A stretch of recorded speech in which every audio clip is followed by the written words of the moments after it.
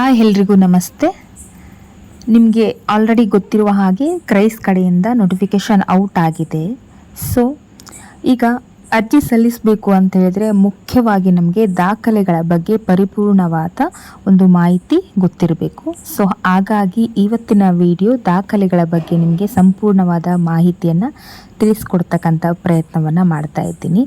So ಅದಕ್ಕಿಂತ ಮುಂಚೆ ನೀವಿನ್ನೂ ನಮ್ಮ ಯೂಟ್ಯೂಬ್ ಚಾನಲ್ಗೆ ಸಬ್ಸ್ಕ್ರೈಬ್ ಆಗಿಲ್ಲ ಅಂದರೆ ಈ ಕೂಡಲೇ ಸಬ್ಸ್ಕ್ರೈಬ್ ಮಾಡ್ಕೊಳ್ಳಿ. ಇದು ಸಂಪೂರ್ಣ ಉಚಿತ. ಬನ್ನಿ ಹಾಗಿದ್ರೆ ದಾಖಲೆಗಳು ಯಾವೆಲ್ಲ ಬೇಕು ಅನ್ನೋದನ್ನು ನೋಡೋಣ. ಸೊ ನಾನು ಡೈರೆಕ್ಟಾಗಿ ನಿಮಗೆ ಮಾಹಿತಿನೇ ಹೇಳಿಬಿಡ್ತೀನಿ. ಸೊ ಇಲ್ಲಿ ನೋಡಿ, ಕ್ರೈಸ್ ನೇಮಕಾತಿ 2026 ಅರ್ಜಿ ಸಲ್ಲಿಸಬೇಕು ಅಂತ ಹೇಳಿದ್ರೆ ಏನೆಲ್ಲ ದಾಖಲೆಗಳು ಬೇಕು ಅಂತ ಹೇಳಿದ್ರೆ, ಮೊದಲನೇದಾಗಿ SSLC ಅಂಕಪಟ್ಟಿ, ಜನ್ಮ ದಿನಾಂಕದ ದಾಖಲೆ. ಸೆಕೆಂಡ್ ಒನ್ PUC ಅಂಕಪಟ್ಟಿ. ಥರ್ಡ್ ಒನ್ ಎಲ್ಲ ಸೆಮಿಸ್ಟರ್ಗಳ ಪದವಿ ಅಂಕಪಟ್ಟಿಗಳು ಇರಬೇಕು. ಸೊ ನೆಕ್ಸ್ಟ್ ಫೋರ್ತ್ ಒನ್ ಪದವಿ ಪ್ರಮಾಣ ಪತ್ರ ಅಂದರೆ ತಾತ್ಕಾಲಿಕ ಪ್ರಾವಿಷನಲ್ ಪ್ರಮಾಣ ಪತ್ರ ಕೂಡ ಬೇಕಾಗುತ್ತೆ. ಫಿಫ್ತ್ ಒನ್ BEd ಎಲ್ಲ ಸೆಮಿಸ್ಟರ್ಗಳ ಅಂಕಪಟ್ಟಿಗಳು ಕೂಡ ಬೇಕು. ಸಿಕ್ಸ್ತ್ ಒನ್ BEd ಪ್ರಮಾಣ ಪತ್ರ ಕೂಡ ಬೇಕು. ಹಾಗೆಯೇ ನೆಕ್ಸ್ಟ್ ಸ್ನಾತಕೋತ್ತರ ಅಂಕಪಟ್ಟಿಗಳು PG ಆಗಿದ್ದರೆ ಬೇಕಾಗುತ್ತೆ. ಏಯ್ತ್ ಒನ್ ಸ್ನಾತಕೋತ್ತರ ಪ್ರಮಾಣ ಪತ್ರ ಅನ್ವಯಿಸಿದರೆ ಮಾತ್ರ. ನೈನ್ತ್ ಒನ್ ಜಾತಿ ಪ್ರಮಾಣ ಪತ್ರ ಅಂದರೆ SC ST category 1, 2A, 2B, 3A, 3Bಗೆ ನೀವು ಯಾವುದೇ ಒಂದು ಜಾತಿ ವರ್ಗದವರಾಗಿದ್ದರೂ ಕೂಡ ಒಂದು ಜಾತಿ ಪ್ರಮಾಣ ಪತ್ರ ಕೂಡ ಬೇಕಾಗುತ್ತೆ. 10th ಒನ್ ಆದಾಯ ಪ್ರಮಾಣ ಪತ್ರ ಅನ್ವಯಿಸಿದರೆ ಮಾತ್ರ. ನೆಕ್ಸ್ಟ್ ಕನ್ನಡ ಮಾಧ್ಯಮ ಪ್ರಮಾಣ ಪತ್ರ. 12th ಗ್ರಾಮೀಣ ಅಭ್ಯರ್ಥಿ ಪ್ರಮಾಣ ಪತ್ರ.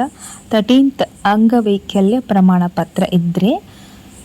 ನೆಕ್ಸ್ಟ್ 14 ಮಾಜಿ ಸೈನಿಕ ಅಥವಾ ಅವಲಂಬಿತ ಪ್ರಮಾಣ ಪತ್ರ. ಎರಡರಲ್ಲಿ ಒಂದಿದ್ದರೆ. Next 15 Aadhaar card photo ID ಬೇಕಾಗುತ್ತೆ. ನೆಕ್ಸ್ಟ್ ಇತ್ತೀಚಿನ ಪಾಸ್ಪೋರ್ಟೋ ಗಾತ್ರದ ಭಾವಚಿತ್ರಗಳು ಕೂಡ ಬೇಕಾಗುತ್ತೆ.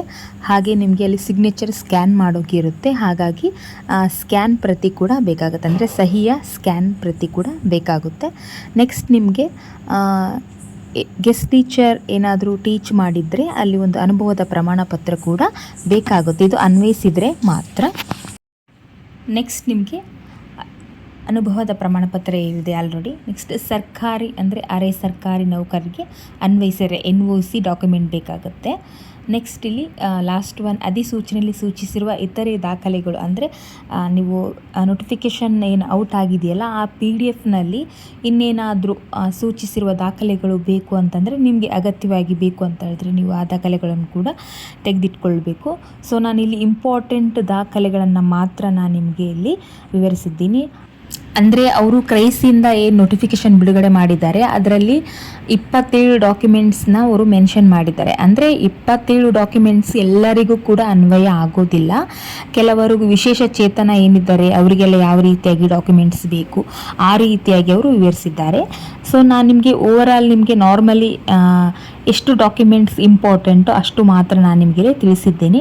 ನಿಮಗೇನಾದರೂ ವಿಶೇಷವಾಗಿ ಬೇರೆ ರೀತಿಯಾಗಿ ನಿಮಗೆ ದಾಖಲೆಗಳು ನೋಡಬೇಕು ಗೊತ್ತಾಗಬೇಕು ಅಂತ ಹೇಳಿದ್ರೆ ನೀವು ಕ್ರೈಸ್ ಕಡೆಯಿಂದ ಅಧಿಸೂಚನೆ ಆಗಿರ್ತಕ್ಕಂಥ ಒಂದು ನೋಟಿಫಿಕೇಶನ್ ಏನು ಬಿಡುಗಡೆ ಆಗಿದೆ ಹೆಚ್ಚಿನ ಮಾಹಿತಿಯನ್ನು ತಿಳ್ಕೊಳ್ಬೇಕು ಅಂತಂದರೆ ನೀವು ಆ ಒಂದು PDF ನೀವು ರೀಡ್ ಮಾಡಿ ನಿಮಗೆ ಗೊತ್ತಾಗುತ್ತೆ. ಸೊ ನಾ ಇಂಪಾರ್ಟೆಂಟ್ ಡಾಕ್ಯುಮೆಂಟ್ಸ್ ಮಾತ್ರ ನಾನಿಲ್ಲಿ ತಿಳಿಸಿರ್ತಕ್ಕಂಥದ್ದು.